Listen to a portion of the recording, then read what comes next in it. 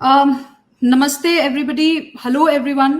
मैं पहली बार यूज कर रही हूँ स्ट्रीमयार्ड, तो I am not really sure कि कैसा दिख रहा है ये और क्या फॉर्मेट है इसका। तो अगर कुछ प्रॉब्लम होती है, अगर ऐसा कोई आपको इश्यूज नजर आता है, तो मैं पहले ही क्षमा मांग रही हूँ आपसे।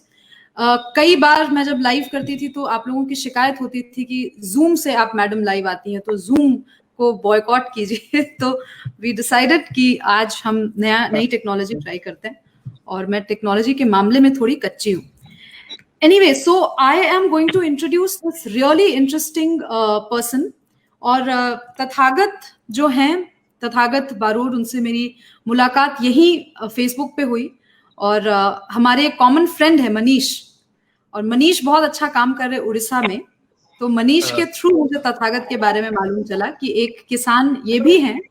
आईआईटी बॉम्बे से पढ़ाई की तथागत ने, और पढ़ाई करने के बाद ये वापस अपने जगह लौटे, शाहजहाँपुर लौटे। और शाहजहाँपुर मध्य प्रदेश में एक जिला है, और मुझे लगता है कि अभी जो तत्कालीन आपके चीफ मिनिस्टर हैं, उनका भी गृह जिला पड़ता है शाहजहाँपुर, है ना? उनका विदिशा है। उनका विदिशा है। शाहजहाँपुर से कोई कुछ तो कनेक्शन है शिवराज जी का, कुछ तो कनेक्शन है। ध्यान नहीं है। अच्छा अच्छा। हाँ। तो खैर, बहरहाल तथागत शाहजहाँपुर के हैं। तथागत शाहजहाँपुर में रह के खेती कर रहे हैं। और दो तीन चीजें जो मुझे बहुत इंटरेस्टिंग लगी तथागत के बारे में, वो ये कि उन्होंने कभी भी अपने अपना जो वो काम कर रहे हैं उसको इन्होंने किसी इंस्टीट्यूशन के तहत ब्रांड नहीं किया है। और he doesn't want to create a brand out of this, जो बहुत इंटरेस्टिंग भी है। हम जानेंगे कि वो ऐसा क्यों कर रहे हैं। तो तथागत, बिफोर वी बिगिन, एक बहुत दुखद घटना हुई 3-4 दिन पहले। जिस तरीके से आप ही के फील्ड के एक बहुत टैलेंटेड इंडिविजुअल, मेरी एज ग्रुप के Sushant Singh Rajput, Indian film actor, 34 साल की उम्र में सुसाइड करते हैं, और बहुत सारे प्रश्न युवाओं के सामने छोड़ के चले जाते हैं। आईआईटी कैंपस भी अपने आप में एक ऐसा कैंपस रहा है जहां पर भी बहुत सारी खबरें आती रही हैं, हम लोग जब पढ़ाई करते थे तब, सुसाइड को लेकर के। तो मैं तो पहले आपसे ही जानना चाहती हूँ कि यहां से बात शुरू करेंगे, फिर आपके जीवन पर आएंगे कि ऐसा क्यों हो जाता है। The kind of societies that we are in, MP, UP, Bihar, Jharkhand, ये जो पूरा हिंदी बेल्ट है हम लोगों का, राजस्थान भी थोड़ा बहुत, ऐसा क्या प्रेशर है कि आपको इंजीनियर ही बनना है या आपको डॉक्टर ही बनना है? आपके माता पिता डॉक्टर हैं। थोड़ा सा प्रकाश डालिए इस सोसाइटी पे, as an IITian yourself, as an engineer yourself, what do you have to say? मैं पर्सनली अपना एक्सपीरियंस बताऊं तो my father is a doctor. वो इंदौर में है, लेबर मिनिस्ट्री में है असिस्टेंट डायरेक्टर। बट मुझे ये लास्ट टाइम याद नहीं आ रहा है कि उन्होंने कब मुझे एग्जाम के बाद मेरे मार्क्स पूछे और मेरा रिजल्ट पूछा। और शायद केजी से 12th तक शायद 2 क्लासेस हैं जिसमें मेरे 90 से कम परसेंटेज बने। सो उन्होंने कभी मुझे बोला नहीं पढ़ने के लिए, कभी रिजल्ट पूछा नहीं। और मैंने भी आउट ऑफ मार्क्स कभी पढ़ा नहीं कि यार अपने को परसेंटेज लाना है इसलिए अपन पढ़ रहे हैं। कहीं ना कहीं एक बहुत बड़ा एक क्लास था जो इंडिपेंडेंस के बाद, सर्विस क्लास, जो बहुत ज्यादा स्ट्रगल करके एक मिडिल क्लास लेवल पे आके रुका है, जिसकी एक्सपेक्टेशंस बहुत ज्यादा अपनी नेक्स्ट जनरेशन से है। और शायद आज जो क्लास है, एज ग्रुप है 25 से 35 वाला, ये वो एज ग्रुप है जो उस मिडिल क्लास के बाद आया है ना, इंडिपेंडेंस के बाद वाला जो है। सो कहीं ना कहीं उनका एक्सपेक्टेशंस, उन्होंने कभी अपने बच्चे को फेल्योर को सेलिब्रेट करना नहीं सिखाया। उन्होंने हमेशा यही बोला है कि अच्छी चीज जो है वो सक्सेस है। और सक्सेस मतलब आप एक बहुत जगह बहुत अच्छे ओहदे पे बैठे हैं, 4 लोग आपकी बातें सुन रहे हैं और आपको बहुत सारा पैसा मिल रहा है, ये ही सक्सेस है। तो फेल्योर को कैसे हैंडल करना, ये कभी हमने कभी सीखा ही नहीं। हम कभी फेल होना का हमको बताया ही नहीं गया कि फेल होना भी अच्छी बात है, मतलब आपने कुछ सीखा तो सही। तो शायद ये एक बहुत बड़ा कारण है।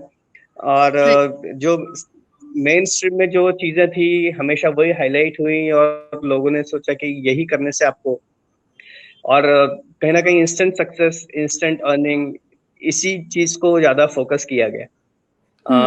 सेटिस्फेक्शन, पीस या हैप्पीनेस, इसको हमेशा साइडलाइन किया गया। और हमेशा यही माना गया कि जो हार्ड वर्क कर रहा है और जो स्ट्रगल कर रहा है वही अपनी जिंदगी में सक्सेसफुल बनेगा। तो ये थॉट प्रोसेस की वजह से ऐसा एक बहुत बड़ा क्राउड है जो अभी भी पिसता जा रहा है इसी में।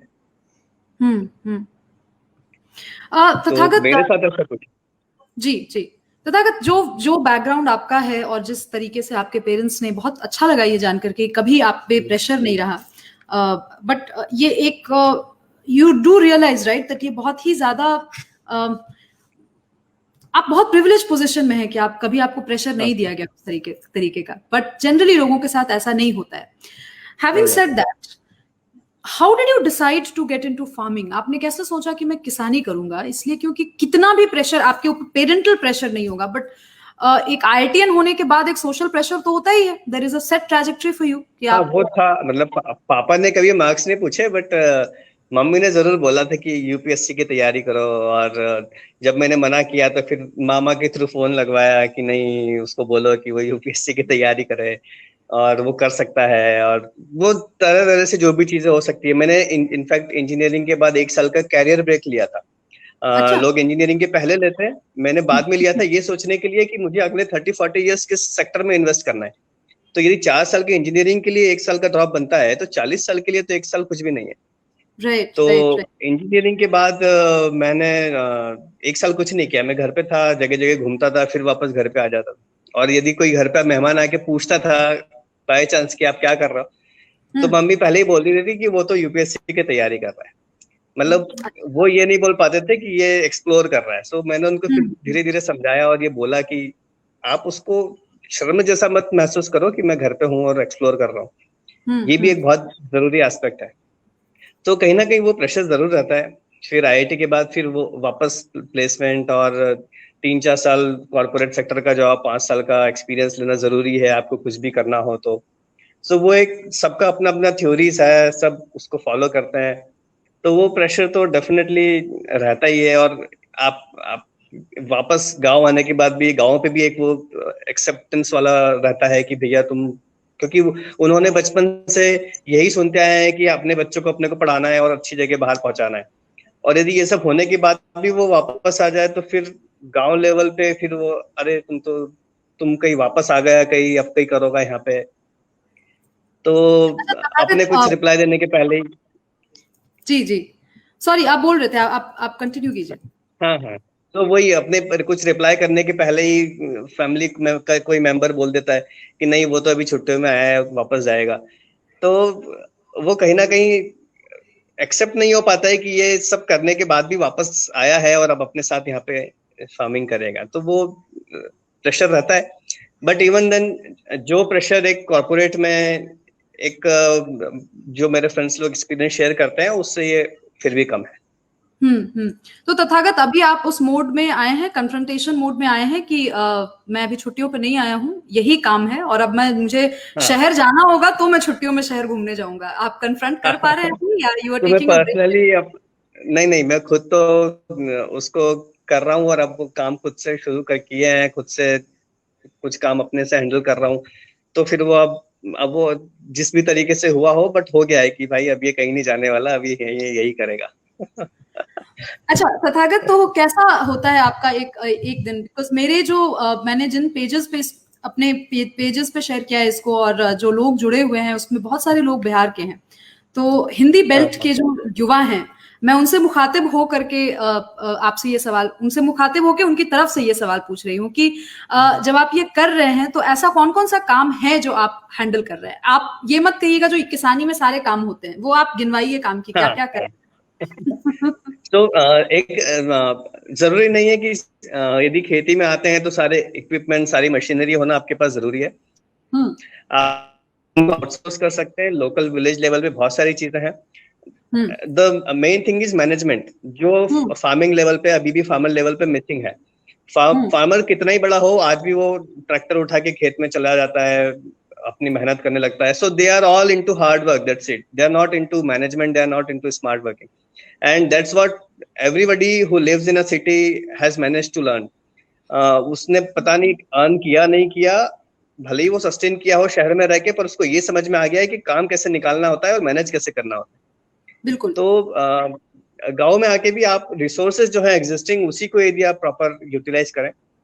और जरूरी नहीं है कि सीधे से मशीन खरीद लिया और ये फार्मिंग शुरू कर दिया। मैं यदि नया लोग कहीं आना चाहता है फार्मिंग में, तो उनको कुछ मैंने अपनी साइड से कुछ जो मैंने 4-5 सालों में सीखा, क्या स्टेप्स होना चाहिए, क्या गाइडलाइंस होना चाहिए। तो फर्स्ट ऑफ ऑल सबसे पहले तो सस्टेनेंस का अपना जुगाड़ करिए। यदि आप फार्मिंग में आ रहे हैं तो आप सपोज 20,000 महीना यदि किसी शहर में रह के कमा रहे थे, तो नो डाउट आपका 10,000 महीने में एक टाउन प्लेस में या गांव प्लेस में आराम से निकल जाता है। सो आप यदि आ रहे हैं तो बेस्ट पॉसिबल सिनारियो 2 साल का आपका एक्सपेंस जो है वो साथ में लेके आइए, और यहाँ आके फिर सारे एक्सपेरिमेंट और जो जो भी आपको करना है, जो जो भी सीखना है, क्योंकि नो डाउट आपने कभी ये किया नहीं है तो आपको वो सीखना पड़ेगा।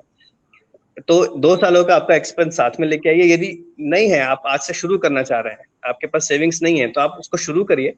बट आपके पास जितनी भी जमीन है उसके 10% से आप केमिकल फ्री शुरू करिए, और बाकी आप रूटीन जो स्टैंडर्ड फार्मिंग जो सब लोग कर रहे हैं वैसा करते रहिए।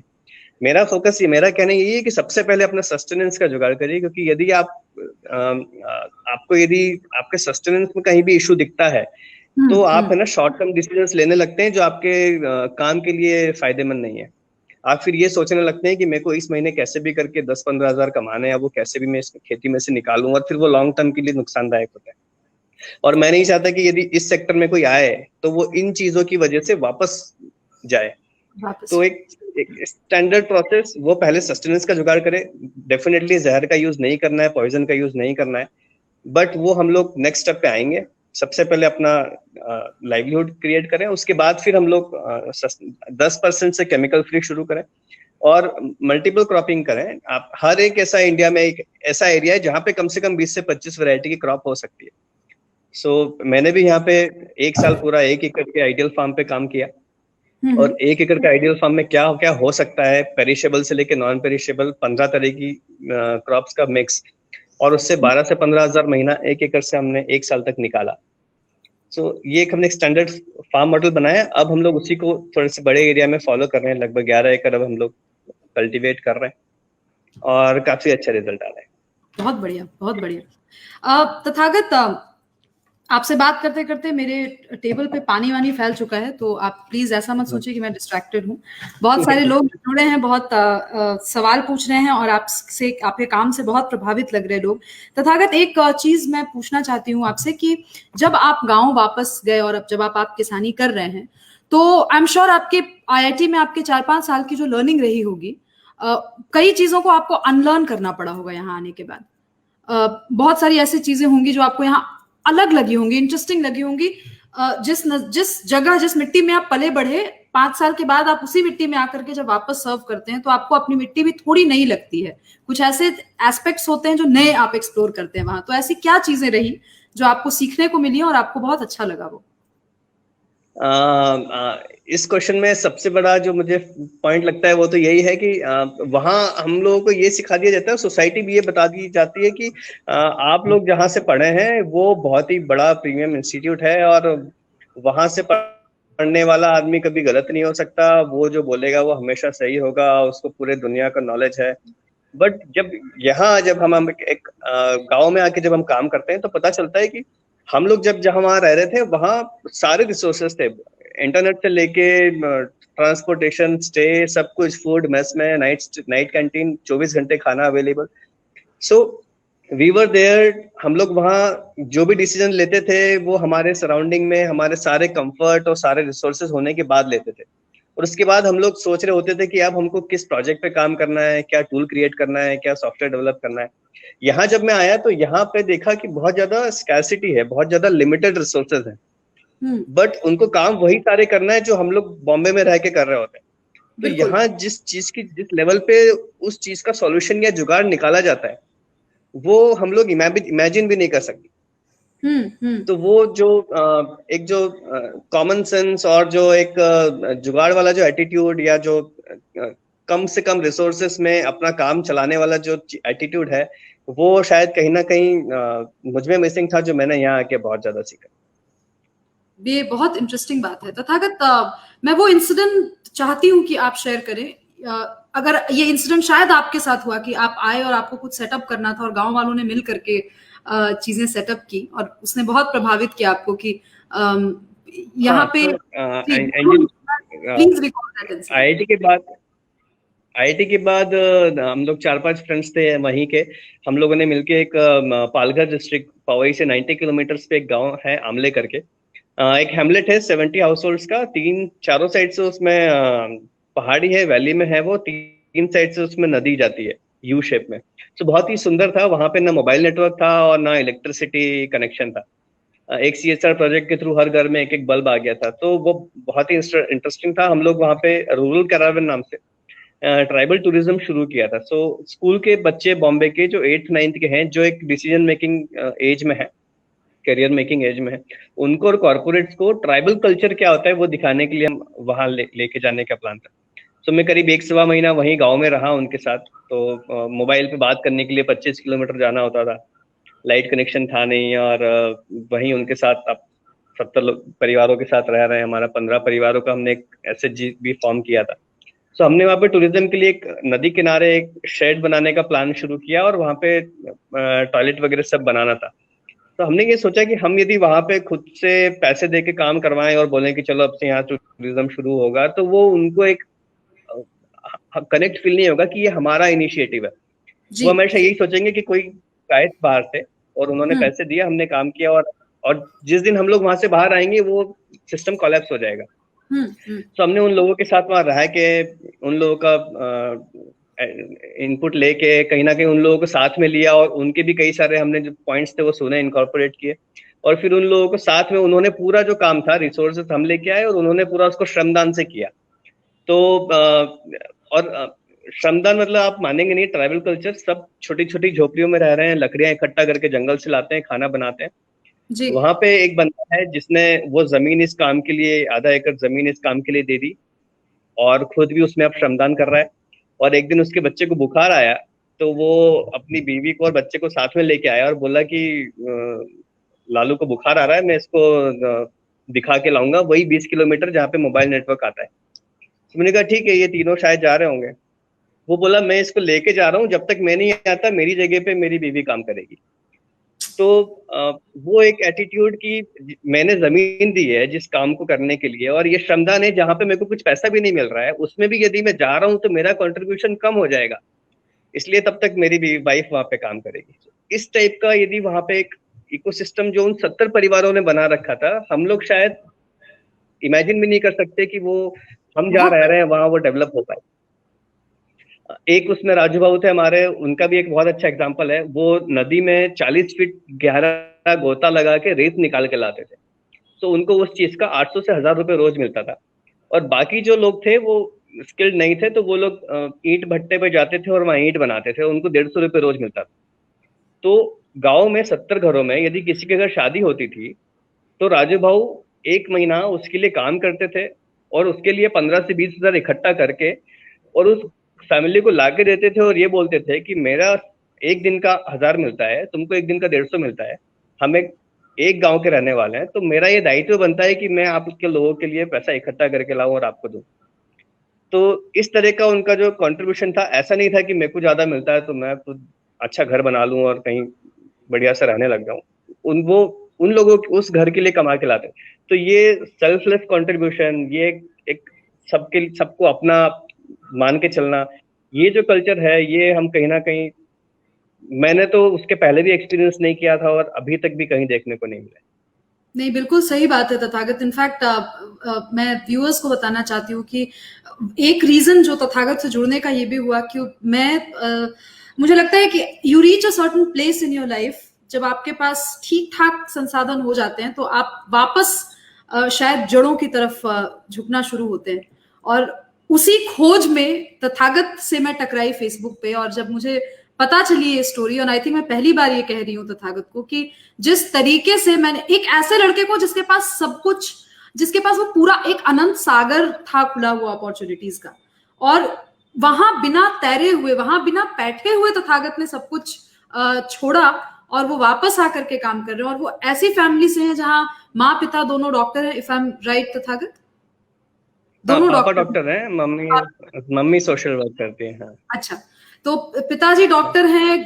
गांव का एक एक बच्चा जो आईआईटी तक जाता है और उसके बाद वापस अपने घर की तरफ आता है, ये बहुत बहुत बड़ी इंस्पिरेशनल स्टोरी है। सामने आकर के मुंबई जैसे आईआईटीज में जाता है, जहाँ पे already there is a metropolitan exposure of all kind, और वहां जाकर के ये चीज समझ पाना वापस गांव आकर के कि अल्टीमेटली इन चीजों का बहुत मतलब नहीं है अगर आप कम्युनिटी को सर्व नहीं कर पा रहे हैं। और ये जो स्टोरीज बताई, मैं युवाओं से, जो युवा मुझसे हमेशा पूछते रहते हैं बिहार के कि हमें क्या करना चाहिए, मैं एक ही चीज कहना चाहती हूँ कि आप दिल्ली, बंबई, चेन्नई, बैंगलोर, इनको आप मानक मत बनाइए। आपके गांव में ही आपको जीवन का सबसे बड़ा दर्शन मिलेगा। आप गांव के बीच में, लोक के बीच में थोड़ा सा बैठिए, समझिए, बहुत सारी चीजें मिलेंगी समझने के लिए। तथागत, ये जो how did you protect your self, what was that one trigger जिसकी वजह से आप प्लेसमेंट्स में, पता नहीं बैठे नहीं बैठे मुझे नहीं पता, पर आईआईटी के ल्यूक्रेटिव प्लेसमेंट सेल में बैठना नहीं बैठना, how did you decide to break out of that mould? Engineering में तो मैं बैठा था। वो ऐसा बोलते थे कि आप अप्लाई कर दिया किसी फ्रेंड ने और अब आप नहीं बैठे तो आपको ब्लैक लिस्ट कर देंगे, फिर और बाद में भी इशू आ सकता है। तो बैठा था, बट मेरे पीछे भी 3 लोग वेटिंग में थे और मुझे ज्वाइन करना नहीं था, तो फिर मैं विड्रॉ किया और मेरे पीछे जो था उसने ज्वाइन किया, उसको नीड भी था, तो वो काफी अच्छा रहा। आईआईटी में तो मैं रेज्यूमे का फॉर्मेट, सीवी का फॉर्मेट देख के घबरा गया था कि इस फॉर्मेट में तो मैं अपना डेटा नहीं फिल कर सकता, तो मुझे तो बैठना ही नहीं है। तो आईआईटी में फिर वही, क्योंकि क्या होता है कि एक बार यूपीएससी देखो तो देखो क्या फर्क पड़ता है, और गलती से हो गया, अरे तो ठीक है ना, 5-10 साल 20 साल का 5 साल कर लो, उसके बाद छोड़ देना। और फिर यदि 5 साल आपने कर लिया तो उसके बाद फिर अरे यार अब तो स्ट्रगल फेस खत्म हुआ है, अब तो तुम ऑफिसर बने हो और अब रिटायरमेंट के बाद ही कुछ सोचना, जाना ही नहीं, जो भी होगा देखा जाएगा। फिर आप एक यदि हैंडसम अमाउंट अर्न करने लगते हो और आप फिर आप बोलो कि भैया 1 लाख महीने से वापस 10,000 महीने पे आना है, तो फिर वापस स्ट्रगल। और फिर उस समय कौन लाइफ पार्टनर मिलता है और वो लाइफ पार्टनर फिर अपने आप को एडजस्ट कर पाता है कि नहीं, तो कहीं ना कहीं सारी चीजें सोच के मैंने कहा नहीं, शुरू से अपन यही करेंगे और हम जैसे हैं वैसे ही रहें, और सब सोसाइटी भी हमको, हम जो चाहते हैं वही करते हुए देखें। तो प्लेसमेंट में मैं बैठा ही नहीं शुरू से, इसी चीज को एक्सप्लोर करता रहा। आज मास्टर्स के बाद भी 5वां साल चल रहा है, और कहीं ना कहीं मेरे फोकस में बस यही था। बचपन में भी जब स्कूल में पूछते थे बड़े होके क्या बनना है, बड़े होके क्या बनना है, तो मैं घर पे आके शायद 3rd 4th में था, पापा से पूछा क्या बनना है, क्या बोलना चाहिए, तो वो बोले कि ये बोलना बड़े होके मेरे को एक अच्छा इंसान बनना है। तो मैंने स्कूल में जाके वो बोला तो सब एकदम अरे वाह। तो कहीं ना कहीं वो बचपन से ही ऐसा था कि यार खुशी ज्यादा मैटर करती है, एक अच्छा इंसान बनना ज्यादा मैटर करती है, बजाय इसके कि आपके जेब में कितने पैसे हैं और आप कौन सी गाड़ी में घूम रहे हो। तो कहीं ना कहीं जो मैं अब ऑर्गेनिक फार्मिंग कर रहा हूँ, तो ऑर्गेनिक फार्मिंग सेकेंडरी है, एक ऑर्गेनिक फार्मर बनना पहले ज्यादा जरूरी है। यदि एक ऑर्गेनिक फार्मर और एक ऑर्गेनिक इंसान यदि पहले तैयार होता है तो ही वो ऑर्गेनिक फार्मिंग कर पाएगा। तो इस फिलॉसफी के साथ फिर मैं इसमें आया, और खाने को जब मैंने देखा, एक्सप्लोर किया, लोग खा रहे हैं, तो मन में यही आता था कि खाने में भी ऑर्गेनिक और नॉन ऑर्गेनिक कैटेगरी कैसे हो सकता है। Food should by default be poisonless, मतलब उसमें पॉइजन इमेजिन कैसे कर सकते हैं कि जो हमारा खाना है उस खाने में भी जहर हो सकता है। तो धीरे धीरे फिर उसको समझा और ये जाना, अब जो जिस चीज पे मेरे को बहुत ज्यादा स्ट्रांग हो चुका हूँ वो ये है कि happy cycle for a happy food. मतलब हम तो ये तो साइंस प्रूव कर चुका है कि जो खाना पका रहा होता है उस इंसान का भाव उस खाने में जाता है, और वो खाने में तय करता है कि ये खाना का स्वाद कैसा रहेगा। सो कहीं ना कहीं वो खाना पकाने को ही लेके नहीं, उसके पहले की साइकिल भी हमको पूरी अच्छी खुश रखनी पड़ेगी। तो आपकी जमीन खुश है कि नहीं, आपका बीज खुश है कि नहीं, उस पर काम करने वाला मजदूर और किसान खुश है कि नहीं, फिर उसको आपके घर तक लेके आने वाला जो हॉकर है या जो डिलीवरी गाय है वो खुश है कि नहीं, उसके बाद पकाने वाला और खाने वाला आता है। तो ये पूरी साइकिल को हमको हैप्पी रखना जरूरी है, तभी उन सभी के भाव हम कैसे इमेजिन कर सकते हैं कि जो किसान है वो बहुत दुखी है और बहुत बुरे दुखी मन से उस अनाज को पानी दे रहा है और उगा रहा है, और हम ये सोचें कि वो अनाज हम खाएंगे और हमको खुशी मिलेगी, तो ये पॉसिबल ही नहीं है। तो हमको उस पूरे साइकिल को खुश रखना होगा, तब जाके वो जो अन्न है जब हम वो ग्राइंड करेंगे तो हमको वो खुशी देगा और शांति देगा। तो इस पूरे साइकिल पे काम करना जरूरी था, और इसलिए अब वो जिस भी लेवल तक हम जा पाए जाएंगे, बट कहीं ना कहीं ये सेटिस्फेक्शन जरूर है कि कॉर्पोरेट में रह के तो मैं इस कॉस्ट पे या किसी भी कॉस्ट पे इम्पैक्टफुल काम तो नहीं कर पाता, भले ये छोटा है बट इम्पैक्ट जरूर कर पा रहा हूँ। तथागत, क्या उम्र है अभी आपकी? I know it is not 29। a polite question to ask, but 29। हाँ। 29। आपने जो दर्शन दिया है ना अभी पिछले 5 मिनट के उद्बोधन में, मुझे लगता है वो दर्शन लोग 60-70 साल की उम्र में भी शायद नहीं दे पाते, उतने अच्छे से आर्टिकुलेट नहीं कर पाते। और मैं ये सिर्फ इसलिए नहीं कह रही हूँ क्योंकि ये लाइव चल रहा है और मुझे कहना है, ये बहुत गहरी बात आपने कही कि ऑर्गेनिक फार्मिंग करने से पहले आपको ऑर्गेनिक फार्मर बनना होगा। ये बहुत बहुत बड़ी बात है। तथागत, मैं पूछना चाहती हूँ कि इनफैक्ट एक क्वेश्चन आया था कि आपका मिशन और विजन क्या है अपना जो आपका पूरा काम जो आप कर रहे हैं उसमें। मैं उन जिन सज्जन ने भी ये पूछा था सवाल, मैं उनको कहना चाहती हूँ कि ये जो अभी जो 3-4 मिनट जो बोला तथागत ने, उसमें मुझे लगता है उन्होंने विजन समझा दिया है। लेकिन आप थोड़ा मिशन पे बात कीजिए तथागत, एज अ प्रोजेक्ट अगर कोई इसको लेना चाहता है और अगले 10 साल की प्लानिंग वो कैसे करे। फॉर एग्जाम्पल, मैं आपको एकदम टारगेट ऑडियंस बता देती हूँ। इनमें से बहुत सारे युवा देख रहे हैं जो बिहार में एंटरप्रेन्योरशिप के वेंचर्स तलाश रहे हैं कि उनको क्या करना है, और उनका जुड़ाव एक्चुअली जड़ों की तरफ है। वो चाहते हैं कि वो खेती करें, किस तरीके की खेती की जानी चाहिए, वो 10-5 कौन से अनाज हो, दलहन कौन सा हो, तिलहन कौन सा हो, सब्जियां शाक कौन सी हो, फूल कौन से हो, सब पे आप थोड़ा सा एक बताइए। For example, if you were the project manager, how would you explain it to them?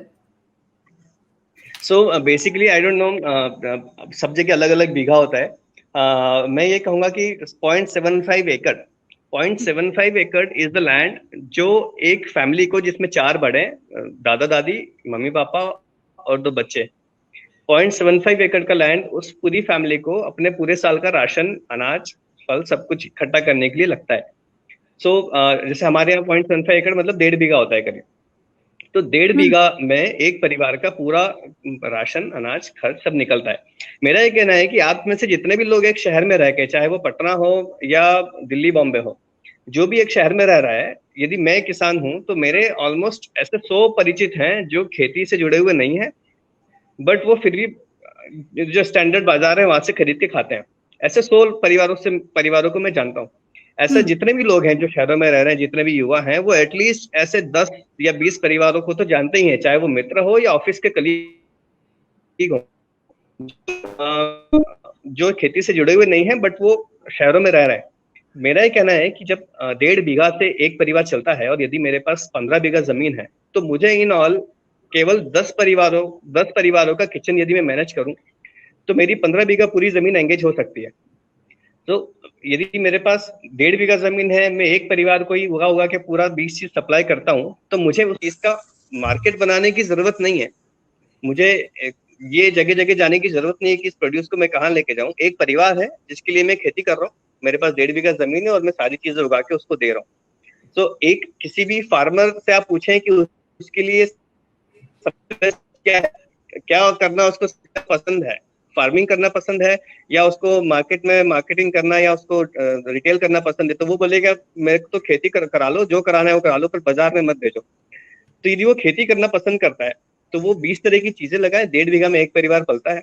यदि 15 बीघा जमीन है तो 10 परिवार वो पाल सकता है, और 10 परिवार जो है वो यदि एक बार जुड़ गए तो वो सालों साल आपसे अपने किचन की सारी रिक्वायरमेंट्स आपसे लेंगे, और आप उनको सालों साल, आपको ये मंडी और बाकी जो एपीएमसी है वहां जाने की जरूरत नहीं है। आप सारी चीजें उगाए और उनको सप्लाई करें।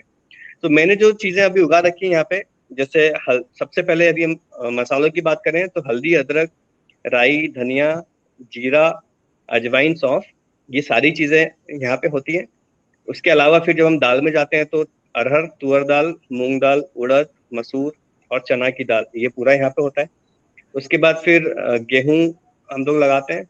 फिर इसके बाद फिर फलों में जो हमारे यहाँ होता है संतरा, मौसम्बी, सीताफल, चीकू, ये सब यहाँ होता है। यहाँ पे धान भी होता है, थोड़े से एरिया में आप धान भी लगा सकते हैं। फिर यहाँ पे सारी तरह की सब्जियां होती हैं। तो सब्जियों में अभी हमको नहीं जाना है। हम यदि खेती में शुरू करना चाह रहे हैं तो सबसे पहले नॉन पेरिशेबल से शुरू करें, जो आप उगाएं और स्टॉक कर सकें, ताकि उसको बेचने में हड़बड़ी ना हो। आप सब्जियां तब उगाएं जब आपके ग्राहक फिक्स हो जाए। आपके 50 ग्राहक बन गए एक आपके पास के शहर में, अब आप उनको अनाज सप्लाई कर रहे हैं, मसाले सप्लाई कर रहे हैं, और जैसे ही आपके वो 50 ग्राहक बन जाए, उन 50 के लिए आप थोड़ी थोड़ी सब्जियां लगाना शुरू करें। तो इस तरीके से आप सभी तरह की दालें, सभी तरह का अनाज, आप मक्का, ज्वार, बाजरा, ये सब भी लगा सकते हैं। और आप सारी तरह की दालें लगा सकते हैं। दालों को आप अपने ही यहाँ पे गाँव में कुछ नहीं है, मशीनें लगाने की जरूरत नहीं है। आप जो जैसे पहले बनता था, बाइयां लगाएं और उनको घट्टी से दाल बनवाएं। आप एक कंडम मशीन लगा लें और आप उसमें हल्दी और लाल मिर्च को पीसें। तो सारी चीजें जो है, और मैं नहीं मानता कि किसी एरिया में कोई चीज नहीं हो सकती है। हाँ, कुछ चीजें जो एक्सट्रीम है जैसे केसर और एप्पल, जो कश्मीर में हो सकता है तो वहां हो सकता है, ठीक है। बट अब मध्य प्रदेश में भी अंगूर होने लगा है, तो ऐसा जरूरी नहीं है। हमारे यहाँ जीरा बोलते हैं कि जीरा नहीं होता है, पर किसान जो आप लोकल बात करेंगे तो वो बोलेगा हाँ हमारे मध्य प्रदेश में जीरा नहीं होता। मैं बोलता हूँ जीरा होता है पर कम होता है, उसका पैमाना अलग है। किसान सोचता है कि जो सबसे ज्यादा पैदा होता है ना वही हमारे यहाँ हो सकता है, जो कम पैदा होता है वो हो ही नहीं सकता है। मेरा ये मानना है कि यदि वो कम भी पैदा हो रहा है तो आप उसको सीधा कस्टमर को डिलीवर कर रहे हैं, तो आपको प्रॉब्लम नहीं है कि वो कम पैदा हो या ज्यादा पैदा हो। हमको उस पूरे बास्केट को कंप्लीट करना है। कस्टमर को प्रॉब्लम ये आता है कि मैं आपसे 4 चीजें ले लूं और बची हुई 20 चीजों के लिए मैं बाजार में वापस जाऊं, तो मेरे लिए भी प्रॉब्लम है और आपके लिए भी प्रॉब्लम है। यदि 4 चीजें हैं तो आपको वो 40 लोगों तक पहुंचाना पड़ेगा, क्योंकि उन चारों का वॉल्यूम बहुत ज्यादा है। आप यदि 20 चीजें लगाए उतनी ही जमीन में, तो आपके लिए आपके पास हल्दी होगी 10 किलो, लाल मिर्च होगी 5 किलो, जीरा होगा 2 किलो, राई होगी 10 किलो। तो आपको 2-3 फैमिलीज मुश्किल से आप सारा आपका माल जो है वो पैक होके खत्म हो जाएगा। आपने 15 बीघा में गेहूं लगा दिया, 150 क्विंटल गेहूं हो गया। अब आप लेके बैठे हैं कि इसको मैं कहाँ बेचूं, तो फिर वही है, फिर मार्केटिंग का इशू। तो जो चीजें मैंने बताई है, हल्दी 2-3 साल खराब नहीं होती है, लाल मिर्च आप लगाइए, जितने भी तरह के मसाले हैं आप सब लगा सकते हैं। आप उसको एयर टाइट सील करके पैक करके रखें तो आपका वो माल बिल्कुल खराब नहीं होगा। और जैसे जैसे आपके लोग, आपने आज 5 परिवारों से शुरू किया, आपकी 5 परिवारों में 3 बीघा जमीन आपकी पूरी कंप्लीट हो गई। अब आप जमीन मत बढ़ाइए। जब वो 5 परिवार दूसरे 5 परिवारों को बताएंगे कि हम इनसे लेते हैं और ये किसान बहुत अच्छी चीजें हमको उगा के दे रहा है, सारी चीजें फ्री हैं, जैविक हैं या नहीं है तो सीधा खेत से हमारे पास ताजा आ रही है, तो जब दूसरे 5 बनेंगे तो आप अपनी नई 3 बीघा जमीन को वापस एंड कस्टमर तक डिलीवर करने वाले मॉडल पे ले आइए। तो शुरुआत 10% जमीन से करिए। जब उस 10% जमीन के, जितनी भी जमीन हो, 10% जमीन के ग्राहक आपके एंड कस्टमर बन जाए तो अगले 10% पे जाइए, उसके बाद अगले 10% पे जाइए। 5-7 साल में आपकी पूरी जमीन जो है वो ऐसी हो कस्टमर तक जा रहा है। शुरुआत में आपने पूरा लैंड 10 बीघा 20 बीघा आपने पूरा जैविक में या एंड कस्टमर वाले में प्लान किया, नहीं बेच पाए, प्रेशर आएगा। मैं अभी भी बता रहा हूँ, आपके पास यदि 100 किलो हल्दी पैदा हुई, मेरे पास 20 किलो हुई, पर मैंने 20 किलो बेच दी और आपने 100 किलो लगाई थी 80 किलो बेच दी। पूरी फैमिली और पूरा सोसाइटी आपको पॉइंट आउट करेगा कि आपके पास 20 किलो बच गई है, वो ये नहीं बोलेगा कि आपने 80 किलो बेच दिया। मैंने 20 किलो लगाया था और मैंने पूरा 20 किलो बेच दिया, सब खुश हो जाएंगे, अरे वाह जितना माल था पूरा बिक गया। तो कहीं ना कहीं उस परसेप्शन को लेके हमको जिनके बीच रहना है उनका माइंडसेट भी हमको समझना पड़ेगा। तो आप शुरुआत के लिए सीखने पॉइंट ऑफ व्यू से भी जब आप सारी चीजें लगा रहे होते हैं तो आपको हर चीज के बारे में नॉलेज होता है छोटी सी जगह में। तो आप जो लार्ज स्केल में कभी नुकसान के साथ सीखेंगे, वो छोटे से स्केल में सारी चीजें एक साल में लगा के सीख जाएंगे। 3 फसलें होती है, तीनों में आप जितनी वैरायटी आपके एरिया में होती है सारी लगाइए, नॉन पेरिशेबल, और सभी को प्रोसेस करके। और फिर आपके जितने भी पहचान के हैं, 2-3-5 साल तो आदमी शहर में रहा ही है जो आज वापस आने का है। उन 5 सालों में 5 परिवार मैं नहीं मानता ऐसे होंगे जिससे उसका संबंध नहीं बना होगा। तो उन 5 परिवारों के लिए कोशिश करें और अपनी सारी चीजों उनको ले जाके दें। और धीरे धीरे जब आगे बढ़ेंगे तो सक्सेस हमेशा मिलना ही है। मैं नहीं चाहूंगा कि आप में से कोई भी आए और वापस फ्रस्ट्रेट होके वापस जाए। तो धीरे धीरे करेंगे और नॉन पेरिशेबल से शुरू करेंगे। जब भी मेरा सपोर्ट लगे तो मैं आपके लिए हमेशा रहा हूँ। मेरा जो एक्सपीरियंस रहा है 5 सालों का वो यही रहा है कि आप धीरे धीरे बने। अब मैं जो कर रहा हूँ, मेरा जो प्रोजेक्ट है वो ये है कि मैं माय फैमिली फार्मर नाम से मैंने लगभग अभी 80 लोगों को अपनी सारी चीजें ले जाके दी हैं इंदौर शहर में। तो मैंने अब माय फैमिली फार्मर नाम से एक व्हाट्सएप ग्रुप बनाया है जिसमें उन सभी 80 परिवारों को जोड़ा है। और अब मैं खेत पे क्या कर रहा हूँ, ये फोटो और वीडियोस के माध्यम से उस ग्रुप में डालता रहता हूँ। अब मैंने अभी 8 दिन पहले हल्दी की सोइंग करी, अदरक की सोइंग करी, तो खेत तैयार करने से लेके बीज डालने तक, और अब वो जैसे जैसी उसकी स्टेज हर महीने आती जाएगी मैं उस ग्रुप में अपडेट करता रहूंगा। तो जो आपका कस्टमर है वो कस्टमर आज आवाज आ रही है? जी बिल्कुल बिल्कुल क्लियरली आ रही है, मैं कमेंट साथ साथ देखती जा रही हूँ। सो वो जो कस्टमर कस्टमर जो उस व्हाट्सएप ग्रुप में जुड़े हैं, माय फैमिली फार्मर, वो कस्टमर देख रहा है कि ये मेरी हल्दी आज खेत में लगी है, ये मेरी हल्दी आज जर्मिनेट हुई है, ये अब इतनी बड़ी हो गई है, अब ये इसमें रूट या कंद बनना शुरू हो गया है, अब ये हार्वेस्ट हो रही है। तो कहीं ना कहीं एक वो हल्दी जो सुपरमार्केट में उसके पास डब्बे में पैक रखी है, और एक वो हल्दी जिसको वो पिछले 9 महीने से ग्रुप में देखता आ रहा है, उस जिसके साथ उसका एक इमोशनल कनेक्ट हो गया है, तो वो नहीं चाहेगा कि फिर मैं किसी दुकान से डब्बा बंद हल्दी लेके आऊं। वो हमेशा यही चाहेगा कि ये वो हल्दी है जिसका मैंने बचपन से लेके अब हार्वेस्ट होने तक सब कुछ देखा है, ये हल्दी मुझे मिलना चाहिए। तो वो आप उस कस्टमर को उस चीज से इमोशनल, और फिर वो आप उस कस्टमर को वो चीजें ले जाके डिलीवर करते हैं, सारी चीजें थोड़ी थोड़ी थोड़ी। माय फैमिली फार्मर कॉन्सेप्ट में मेरा ये उम्मीद है कि 100 परिवारों को मैं इंदौर में कैटर करूं। मेरा कोई ब्रांड नहीं है, मेरा जो विजिटिंग कार्ड है, उस विजिटिंग कार्ड को ही मैं अपने पैकेट पे स्टिकर के फॉर्म में चिपका देता हूँ, और as a farmer Tathagat Barot a farmer करके वो विजिटिंग कार्ड मैंने उसमें लगा दिया। और कस्टमर जो ले रहा है वो उसको ये फील होता है कि मैं किसी किसान से खरीद रहा हूँ, ना कि किसी कंपनी से खरीद रहा हूँ। खेती किसानी को आज भी एक सोशल नजरिए से देखा जाता है। उसको कॉर्पोरेटाइजेशन आप करेंगे तो कॉर्पोरेट को कहीं ना कहीं एक नेगेटिव इमेज आम जनता लेके बैठी है। बहुत ही कम ऐसे कॉर्पोरेट लोग हैं जैसे टाटा हुए जिनको लोग अच्छी नजरों से देखते हैं। तो खेती को यदि आप फिर वापस कॉर्पोरेट करेंगे और यदि आपका मन अच्छा है तो फिर आप उसको क्यों नेगेटिव इमेज उसको क्रिएट कर रहे हैं। एज अ फार्मर आज कोई भी किसी का भी, मैं शुभराष्ट्र को भी बोलूंगा कि यदि आप जैसे लोगों का या किसी का भी में कनेक्ट बने। आज वो शहरों से बाईपास से निकलता है, मेन रोड से निकलता है, आसपास खेत देखता है, चने की झाड़ देखता है, पर वो ये हिम्मत नहीं कर पाता है कि मैं इसमें जाके चना खा लूं, क्योंकि मुझे नहीं पता किसका है ये। उसका मन बहुत करता है गुड़ की भट्टी पे चले जाऊं, गुड़ खा लूं, मैं चने के मौसम में चना सेक के होले खा लूं। फार्मर कनेक्ट ये कनेक्ट सब चाहते हैं। तो कहीं ना कहीं यदि आप एक वो कनेक्ट शहर में रहे लोगों को दे पा रहे हैं, तो उससे अच्छा उन लोगों के लिए भी कुछ नहीं है और उससे अच्छा आपके लिए भी कुछ नहीं है।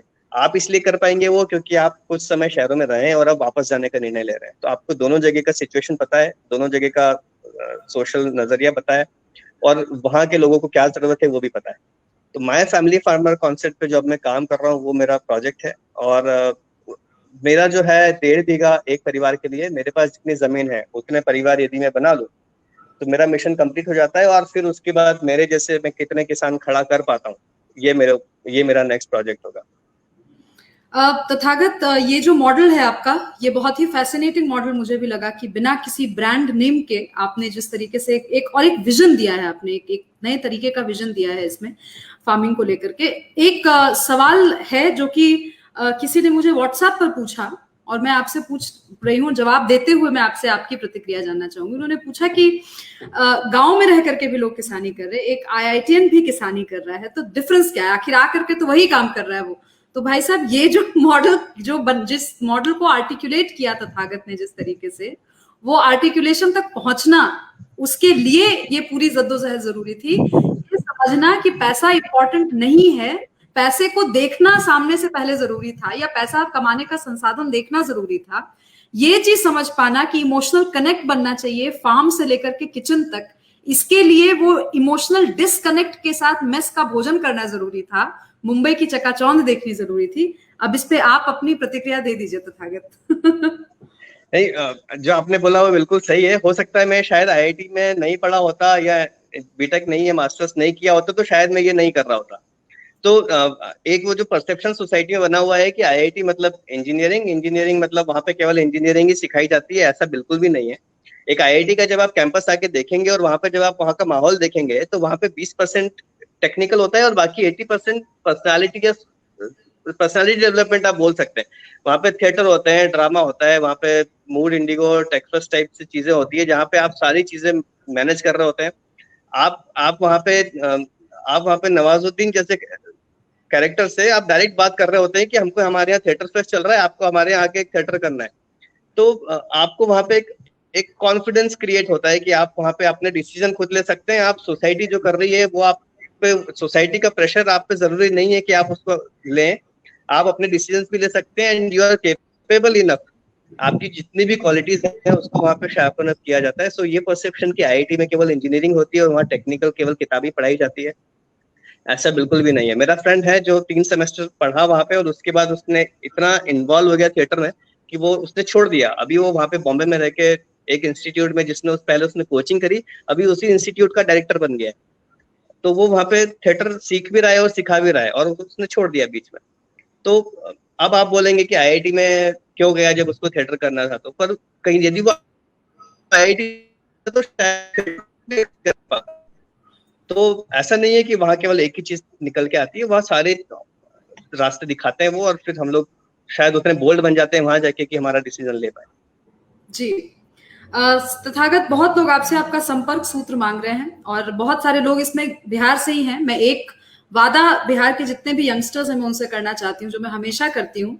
लॉकडाउन खत्म होने के बाद जो प्रोजेक्ट मैंने बिहार में ऑलरेडी शुरू कर दिया है, वापस जाकर के कुछ कुछ काम करना अपने लेवल पर, ये कमिटमेंट मैं तथागत आज अभी आपसे पब्लिकली दे रही हूँ कि जब मैं बिहार जाकर के एक वर्कशॉप ऑर्गेनाइज करना चाहूंगी, सीरीज ऑफ वर्कशॉप्स बल्कि आपके थ्रू मैं ऑर्गेनाइज करवाना चाहूंगी किसानों के लिए। आप होंगे और भी जो लोग इस फील्ड में काम कर रहे हैं, अनु मीना का इंटरव्यू भी मैं गुजारिश करूंगी कि आप लोग थोड़ा स्क्रॉल कीजिए टाइमलाइन पे और देखिए।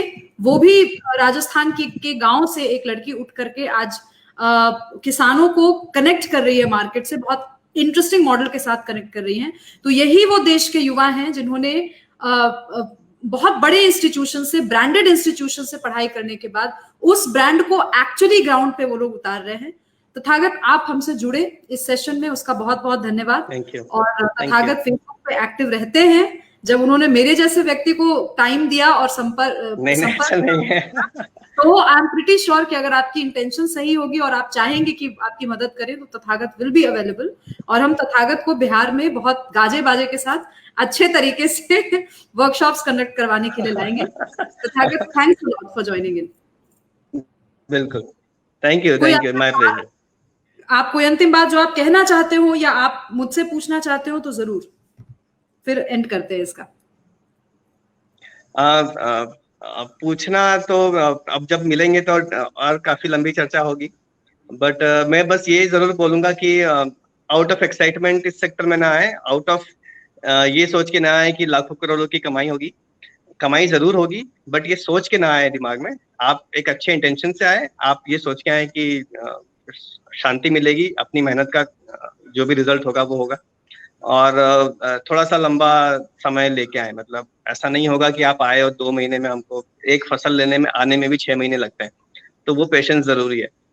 तो जरूर आए, बट सोच समझ के आए और अच्छा काम कर रहे हैं। मैं हमेशा हूँ, और आप जब भी होगा तो मुझे कनेक्ट कर सकते हैं। तथागत, इसके पहले कि आप जाएं, इस बात से मैं एक चीज ऐड करना चाहती हूँ कि आप अगर आज सीसीडी में, पता नहीं चाय शायद सर्व नहीं होती है, बट आजकल चाय लाते नाम से बहुत सारी चाय सर्व हो रही है, ट्यूमरिक जिंजर चाय लाते। तो अगर आपको ये पीना है तो आप इसको घर पे, आप वहां जाकर के 350 रुपए में जो आप पियेंगे वो आप घर में 15-20 रुपए में भी बना सकते हैं। तो आप अगर मुंबई में बैठ करके आप अगर 1,50,000 की नौकरी कर रहे हैं और 750 रुपए इस जिंजर ट्यूमरिक टी लाटे के लिए आप टी में लगा दें, और आप घर पे आकर के 20,000 की नौकरी किसानी के थ्रू अगर आप करें, कोई भी काम आप गांव में रह करके कर रहे हैं, 20,000 की आमदनी है आपकी, आप 15 रुपए में वो चाय पी रहे हैं, कोई फर्क नहीं है। लेकिन एक लाइफस्टाइल का फर्क हो जाएगा, आपके क्वालिटी ऑफ लाइफ में फर्क आएगा, और ज्यादा स्वस्थ आप शायद गांव पे रहेंगे, ज्यादा मानसिक रूप से तनाव आपको गांव पे बिल्कुल कम होगा। तो ये सारी कॉस्ट बेनिफिट एनालिसिस करने के बाद I think we should end the session, Tathagat. It's a pleasure talking to you. It's always a pleasure talking to you. मैं बहुत समृद्ध होती हूँ जब आप जैसे युवाओं से बात करती हूँ तो। Thank you. Thank you. Bye bye. Bye.